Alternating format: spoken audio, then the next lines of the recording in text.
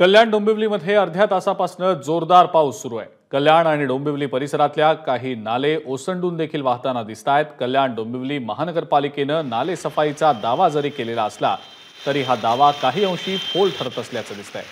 आमच्या प्रतिनिधींनी याचा आढावा घेतला, पाहूया। आज सकाळपासूनच कल्याण डोंबिवली परिसरामध्ये ढगाळ वातावरण झाले होते आणि आता पावसाला सुरुवात झालेली आहे। अचानक आलेल्या पावसाने अनेक नागरिकांची तारांबळ उडालेली आहे। अनेकांकडे छत्र्या नसल्यामुळे त्यांना भिजत आपलं कार्यालय किंवा त्यांचं घर त्यांना गाठावं लागलेलं आहे। आपण आता सध्या आहोत कल्याणच्या शिवाजी चौक या ठिकाणी।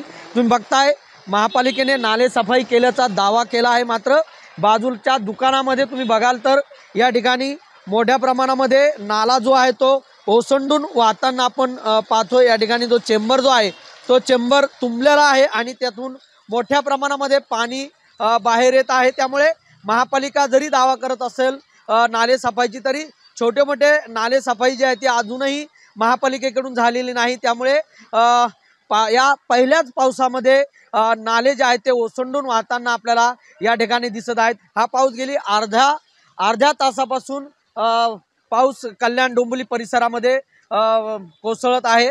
त्यामुळे नागरिकांची जी आहे ती अचानक आलेल्या पावसामुळे तारांबळ उडालेली आहे। सुरेश काडे, एबीपी माझा, कल्याण। एबीपी माझा, उघडा डोळे बघा नीट।